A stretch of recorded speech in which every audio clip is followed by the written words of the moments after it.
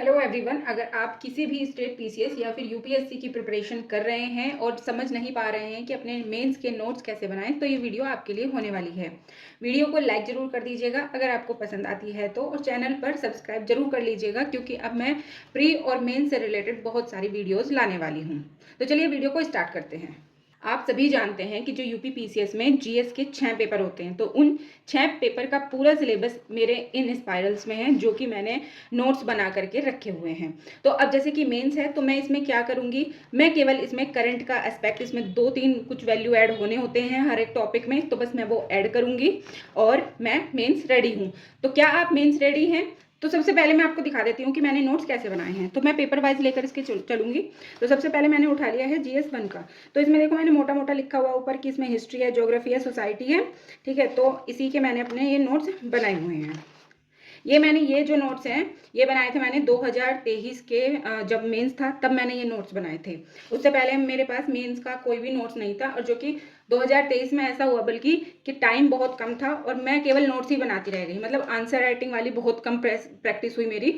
तो यहाँ आप देख सकते हो कि ये मैंने एड ऑन किया हुआ है। ये 2024 का जब मेंस था तब मैंने ये एड ऑन किया हुआ था।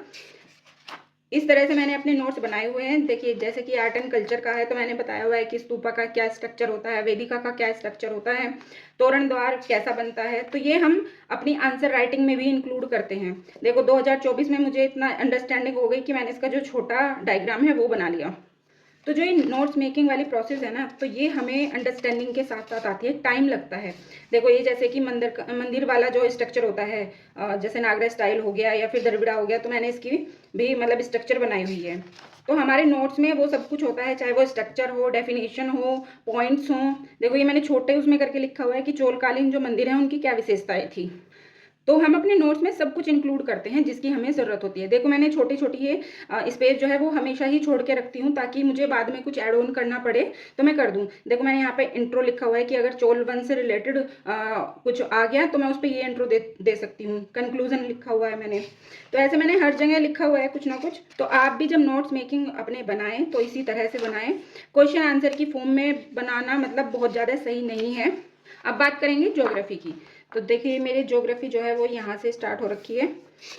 यहाँ पर भी मैंने पूरा मतलब मैप वगैरह स्ट्रक्चर सब कुछ बनाए हुए हैं। देखो जैसे कि ये वोल्केनो वाला क्वेश्चन है तो ये भी हमने अच्छे से बनाया हुआ है। ये जैसे कि पृथ्वी की आंतरिक संरचना, तो ये भी आप डायग्राम देख सकते हो। देखिए जैसे कि मतलब उत्तर का जो विशाल मैदान है उसके ऊपर अगर क्वेश्चन आ गया तो मैंने इस तरह से अपना डायग्राम बनाया हुआ है। तो इस तरह से आप भी अपना नोट्स मेकिंग जो है वो कर सकते हैं। अब जो नोट्स मेकिंग है वो भी कई तरह की होती है। जब हम स्टार्टिंग में बनाते हैं तो थोड़े हमारे बल्कि नोट्स हो ही जाते हैं। तो देखो मेरा GS1 पूरा इसी में आ रखा है, लेकिन जब हमारा एग्जाम होता है तब हम इतने नोट्स कैसे रिवाइज करेंगे, तो ये हम दिक्कत में आ जाते हैं कि भाई इतने सारे नोट्स हम कैसे रिवाइज करेंगे। तो इसके लिए भी मैंने क्या किया हुआ है कि छोटे छोटे नोट्स बिल्कुल केवल ये एग्जाम हॉल से बाहर जा करके अपना रिवाइज कर लो। तो इसमें देखो सोसाइटी का शहरीकरण, नगरीकरण पूरा मतलब एक पेज में आ रखा है। इसमें इंट्रोडक्शन भी है, कंक्लूजन भी है, पॉइंट्स भी हैं, डाटा भी है, तो सब कुछ है इसमें। तो ये वाली जो प्रोसेस होती है वो तब होगी जब आपने ये नोट्स बना लिए होंगे, इससे पहले कुछ और नोट्स बना लिए होंगे। अब हम बात करेंगे GS2 के आप अपने नोट्स कैसे बना सकते हो। तो GS2 में हमारा पॉलिटी आ जाता है, गवर्नेंस आ जाता है और IR आ जाता है। तो मैंने इस तरह से अपने जो है नोट्स बनाए हुए थे, ये देखो। पर जो भी मतलब ये मैंने बाद में मार्क किया हुआ है ना, हाईलाइट किया हुआ है, तो ये रिवीजन वाले टाइम पर किया हुआ है। जब हम पॉलिटी के नोट्स बनाते हैं वो थोड़े बल्कि होते ही हैं, क्योंकि इसमें GS1 की तरह बहुत ज़्यादा डायग्राम, मैप वगैरह नहीं होते। इसमें बहुत सारे केसेस होते हैं, बहुत सारी आर्गूमेंट्स होती हैं, तो ये थोड़े से आपको बरबोज टाइप लग सकते हैं, लेकिन ये बहुत ज़्यादा शॉर्ट है। इसको जब मैंने बना लिया, इसका रिवीजन मैंने कर लिया, उसके बाद में मैंने बनाए ये वाले नोट्स, आप देख सकते हो। तो ये एक पेज में पूरा RPA जो है वो ख़त्म हो गया।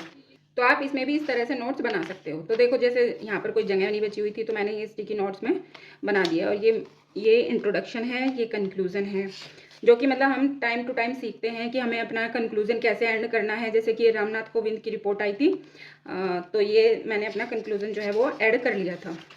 तो इस तरह से मैंने GS2 के अपने नोट्स बनाए हुए हैं। अब बात करेंगे GS3 की। तो GS3 में हमारा बहुत बड़ा पेपर होता है। ये इकोनॉमिक्स भी आती है, एग्रीकल्चर भी आता है, साइंस एंड टेक भी आती है, इंटरनल सिक्योरिटी भी आती है, डिजास्टर मैनेजमेंट भी आता है, एनवायरनमेंट भी आता है। तो इतना सारा सिलेबस GS3 के अंदर इन्होंने रख दिया है। तो मैंने अपनी जो स्टार्टिंग है वो करी हुई है इकोनॉमिक्स वाले पार्ट से, इकोनॉमी वाले पार्ट से। तो यहाँ पर जो है ये अच्छे खासे मेरे नोट्स, बल्कि कह लो मतलब पूरा GS3 केवल एक स्पायरल में है, केवल इसमें एनवायरनमेंट के नोट्स नहीं है। एनवायरनमेंट के 1-2 नोट्स हैं, मतलब जैसे कि पॉल्यूशन वाला टॉपिक हो गया, या फिर EPA वाला जो है हमारा टॉपिक हो गया, या फिर जो पर्यावरणीय प्रभाव आकलन वाला टॉपिक है वो केवल है। और इसमें मैंने इस तरह से नोट्स बनाए हैं, देखो मैंने इसका कितनी बार रिविजन किया हुआ है। तो मतलब ये वाला जो है बहुत टफ पड़ता है पेपर GS3, क्योंकि इसमें सिलेबस बहुत है, तो वो वाला कॉन्फिडेंस इसमें जल्दी से आ नहीं पाता है। तो देखो मैंने इस तरह से नोट्स बनाए हुए थे, जैसे कि ये है हमारा खाद्य प्रसंस्करण वाला, फूड प्रोसेसिंग वाला जो टॉपिक है उसके ये नोट्स हैं।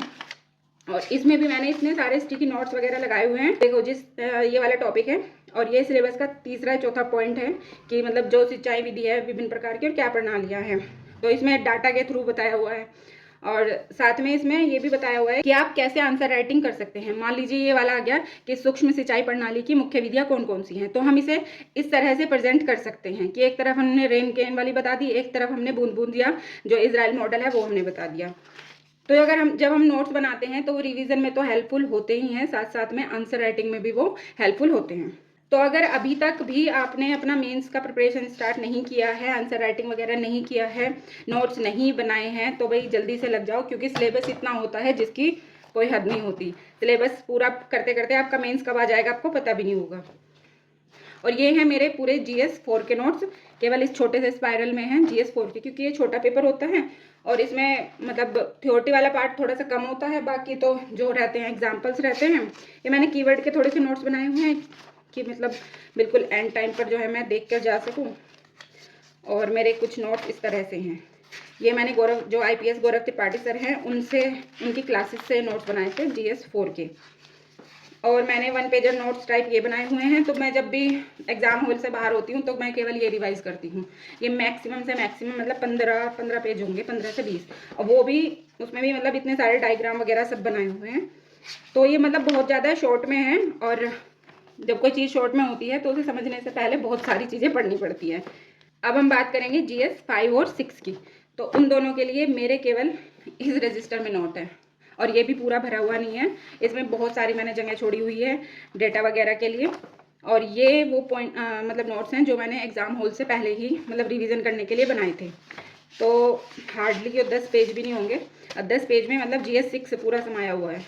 इसमें आपको डाटा भी मिल जाएगा, इसमें आपको करंट के सारे टॉपिक मिल जाएंगे, और इसमें आपको ग्राफ वगैरह मिल जाएंगे।